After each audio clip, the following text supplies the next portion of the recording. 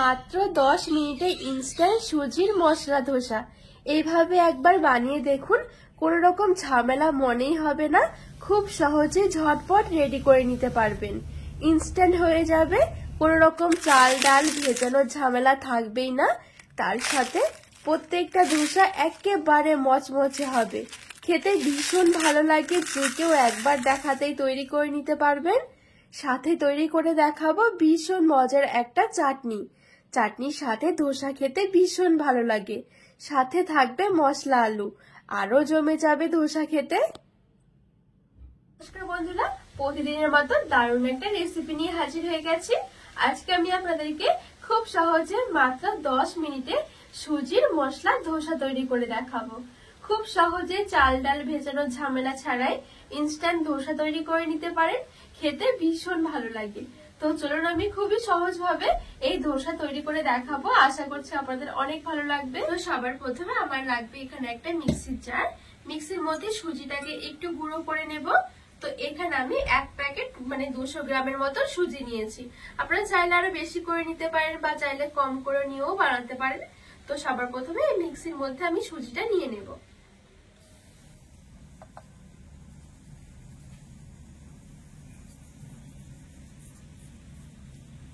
ধোসার মধ্যে খুব সুন্দর একটা কালারের জন্য দিয়ে দেব 2 টেবিল চামচ বেসন।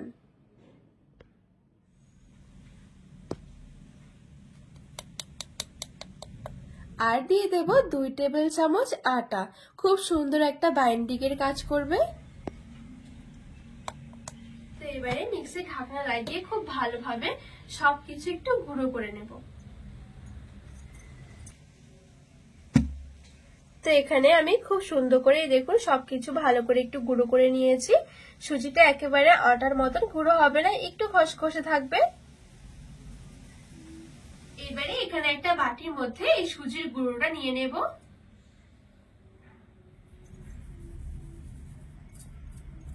আর হাফ টেবিল চামচের মতো নিয়ে নিয়েছি লবণ। এবারে দিয়ে দিচ্ছি হাফ বাটি দই। এখানে যতটা সুজি নিতে হবে ঠিক তার হাফ দিতে হবে টক দই।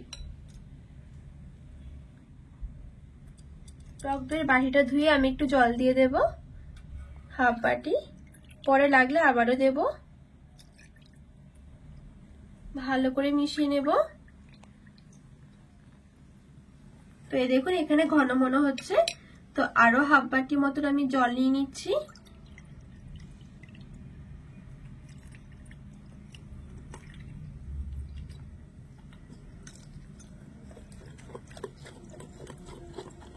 তো এখানে আমি আরেকটুখানি জল দিয়ে দেব। তো এখানে 1 বাটি সুজির জন্য আমি 1 বাটির থেকে একটু বেশি জল নিয়েছি। তো এখানে আমি খুব ভালো করে মিশিয়ে নিয়েছি। আর এখন এই গোলাটা ঠিক এরকম আছে, না খুব বেশি পাতলা না খুব বেশি একটা ঘন। এবারে ঢাকা চাপা দিয়ে আমি কিছুক্ষণ রেখে দেবো এক সাইডে। এবারে এই ধোসার সাথে খাওয়ার জন্য ভীষণ মজার একটা নারকেল বাদামের চাটনি আপনাদেরকে তৈরি করে দেখাবো, যেটা তৈরি করা খুবই সহজ, খেতে ভীষণ ভালো লাগে। তো এখানে সবার প্রথমে ছোট্ট একটা মিক্সির জার নিয়ে নিয়েছি। তো সবার প্রথমে আমাদের লাগবে এখানে নারকেল। তো আমি এখানে কিছুটা সামান্য একটু নারকেল ছোট ছোট এরকম কুচো কুচো করে নিয়েছি, মিক্সির মধ্যে নিয়ে নেব। আর এখানে নিয়েছি কিছুটা বাদাম, 2 টেবিল চামচের মতন। 2 টুকরো নিয়েছি আদা, ঝালের জন্য নিয়েছি 4টে কাঁচা লঙ্কা। আর এখানে নিয়েছি আমি কটা কারি পাতা। কারি পাতা না থাকলে ধনে পাতা দেওয়া যাবে। আর এখানে দিয়ে দিচ্ছি 1 টেবিল চামচ টক দই। যদি টক দই না থাকে লেবুর রসও দেওয়া যাবে, আবার চাইলে কিন্তু একটু তেঁতুলও দেওয়া যাবে। একটু মিষ্টি মিষ্টি লাগবে সেই জন্য দিয়ে দিচ্ছি চিনি 1 টেবিল চামচ। আর এখানে নিয়েছি লবণ স্বাদ মতো। আর সামান্য একটু জল দিয়ে আমি ভালো করে একটা পেস্ট তৈরি করে নেব। তো এখানে সবকিছু ভালো করে দেখুন একটা পেস্ট তৈরি করে নিয়েছি। তো চাটনিটা রেডি হয়ে গেছে। আপনারা চাইলে কিন্তু আরেকটু পাতলা করেও নিতে পারেন একটু জল দিয়ে। এবারে এখানে একটা বাটির মধ্যে চাটনিটা নিয়ে নেব।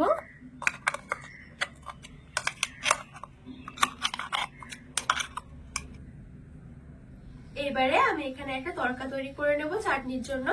তো কিছুটা পরিমাণে একটু তেল গরম করে নেব।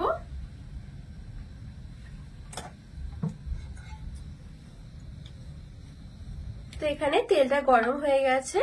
এবারে হাফ টেবিল চামচ দিয়ে দিচ্ছি কালো সর্ষে, সামান্য একটু অড়হর ডাল, একটু ছোলার ডাল আর সামান্য একটু বিউলির ডাল। দুটো শুকনো লঙ্কা একটু ফাটিয়ে দিয়ে দিচ্ছি। একটু ভালো করে ভেজে নেব। তো এই ফোড়নগুলো খুব সুন্দরভাবে ভাজা হয়ে গেছে। এখন খুব সুন্দর একটা সেন্ট বেরোতে শুরু করেছে। এই পর্যায়ে আমি এখানে কিছুটা নিয়েছি কারি পাতা।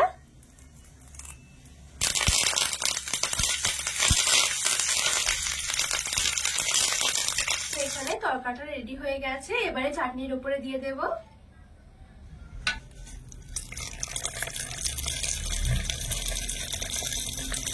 একটু মিশিয়ে নেব।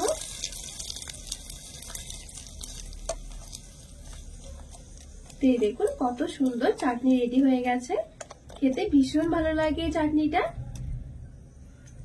এবারে এই কড়াইয়ে আমি আরেকটু খানিক তেল গরম করে নেব মশলা আলু তৈরি করার জন্য। সামান্য একটু তেল দিয়েছি। তেলটা এবার গরম করে নেব। তো এখানে তেলটা গরম হয়ে গেছে। আবার আমি ফোড়নে দিয়ে দেব গোটা কালো সর্ষে, একটু অড়হর ডাল, একটু ছোলার ডাল আর দিয়ে দিচ্ছি একটু বিউলির ডাল। দুটো শুকনো লঙ্কা একটু ফাটিয়ে দিয়ে দেব। দিয়ে দিচ্ছি কারি পাতা।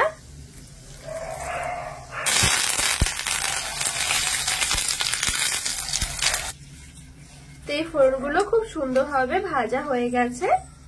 এবারে সামান্য একটু দিয়ে দিচ্ছি জল। এবারে এখানে কিছু গুঁড়ো মশলা দেব। দিয়ে দিচ্ছি সামান্য একটু হলুদ গুঁড়ো, সামান্য একটু গোলমরিচের গুঁড়ো, দিয়ে দিচ্ছি সামান্য একটু জিরের গুঁড়ো, গরম মশলার গুঁড়ো আর দিয়ে দিচ্ছি আমচুর পাউডার। আমচুর পাউডার না থাকলে লেবু রস দিতে হবে। তো এই মশলাগুলো একটু ভালো করে কষিয়ে নেব। তো এখানে এই মশলাগুলো আমি নেড়েচেড়ে একটু কষিয়ে নিয়েছি। এবারে আমি এখানে নিয়েছি 3টে মতন আলু, আর আলুগুলোকে আমি আগে থেকে খোসা ছাড়িয়ে একটু সেদ্ধ করে নিয়েছিলাম।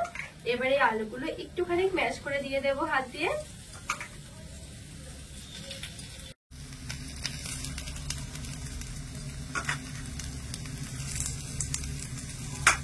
সেটাকে ভালো করে মিশিয়ে নেব।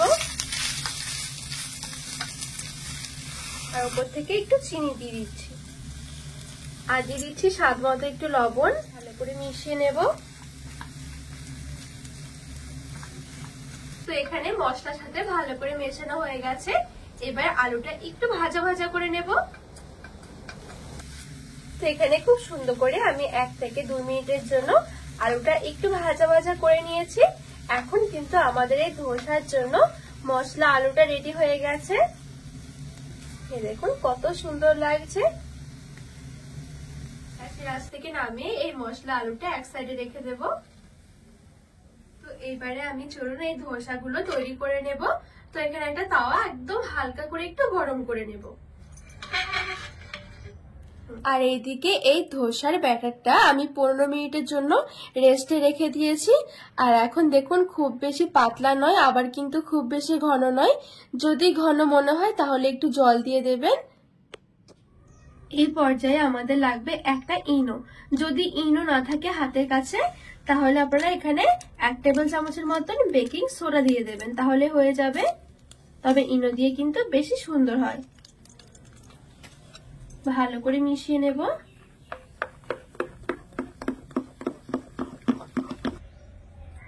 তো এখানে আমি খুব ভালো করে ইনো দিয়ে মিশিয়ে নিয়েছি। আর এদিকে কিন্তু খোলাটাও হালকা গরম হয়ে গেছে। সামান্য একটু দিয়ে দিচ্ছি তেল।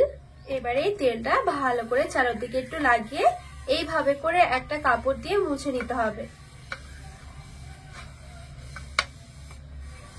তো এইবারে এখান থেকে আমি কিছুটা পরিমাণে ধোসার ব্যাটার নিয়ে নিচ্ছি। তো এইবারে ঠিক তাওয়ার মাঝখান দিয়ে দেব। আর এখানে আমি দেওয়ার জন্য একটা বাটি হাতা নিয়েছি। হাতার পেছনটা দিয়ে ঠিক এভাবে করে একটু গোল গোল করে ঘুরিয়ে নিলেই দেখবেন খুব সুন্দরভাবে ছড়িয়ে যাবে। আর ছড়ানোর সময় কিন্তু অবশ্যই খেয়াল রাখতে হবে তাওয়া যেন খুব বেশি গরম না থাকে। খুব বেশি গরম থাকলে কিন্তু উঠে উঠে আসবে, ছড়ানো যাবে না। তো এই দেখুন কিছুক্ষণের মধ্যে উপরের দিকটা শুকিয়ে গেছে। এবারে অল্প একটু তেল দিয়ে উপরেরটা ভালোভাবে একটু ছড়িয়ে লাগিয়ে নেব। খুব বেশি সময় লাগবে না, একদমই হালকা আঁচে রেখে ধোসাগুলো তৈরি করে নিতে হবে। কিছুক্ষণের মধ্যে দেখবেন এই মাঝখান দিয়ে খুব সুন্দর একটা ব্রাউন কালার ধরবে, তখনই কিন্তু বুঝতে হবে ধোসা হয়ে গেছে। তো এই দেখুন কত সুন্দরভাবে উঠে আসছে। এইবারে হাত দিয়ে ধরে এইভাবে করে একটু মুড়িয়ে দেব, তাহলে কিন্তু ধোসা রেডি হয়ে যাবে। এই দেখুন কত সুন্দর মচমচে ধোসা রেডি হয়ে গেছে। এবারে একটা প্লেটের মধ্যে নামিয়ে নিচ্ছি। আর অবশ্যই দ্বিতীয় ধোসাটা তৈরি করার সময় এইভাবে তাওয়াটাকে কিন্তু ঠান্ডা করে নিতে হবে। ঠান্ডা করার জন্য ঠিক এরকম একটু ঠান্ডা জল ওপর দিয়ে ছিটকা দিতে হবে, আর এরকম ওপরের দিকে একটা কাপড় নিয়ে ভালো করে মুছে নিতে হবে। দ্বিতীয়বার দেওয়ার সময় কিন্তু আর তেল দেওয়া লাগবে না, একবার তেল দিলে মোটামুটি 3 থেকে 4টে ধোসা তৈরি করা যাবে। তো আবারও তাওয়ার মাঝখানে দিয়ে এভাবে করে গোল গোল করে ঘুরিয়ে নেব। খুবই সহজ বন্ধুরা এই ধোসা তৈরি করা। এই দেখুন উপরের দিকটাও খুব সুন্দরভাবে শুকিয়ে গেছে। আবারও একটু তেল দিয়ে চারদিকে ছড়িয়ে দেব। খুবই অল্প সময়ের মধ্যে ইনস্ট্যান্ট ধোসা হয়ে যাবে। সুজি দিয়ে কিন্তু দারুণ সুন্দর ধোসা তৈরি করা যায়।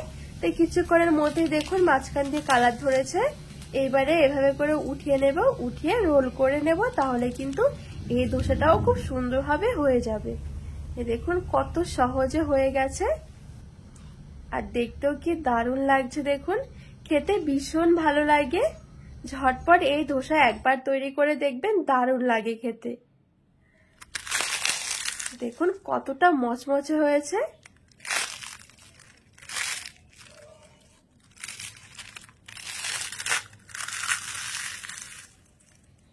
ঠিক এইভাবে করে মশলা আলুর সাথে একটু চাটনি মিশিয়ে খেতে ভীষণ ভালো লাগে। অবশ্যই একবার বানিয়ে দেখবেন, মুখে লেগে থাকবে। আজকে এই ধোসার রেসিপি আপনাদের কেমন লেগেছে অবশ্যই কিন্তু কমেন্ট করে জানাবেন। আর রেসিপি ভালো লাগলে চ্যানেলটিকে সাবস্ক্রাইব করে পাশে থাকা অনুরোধ রইল।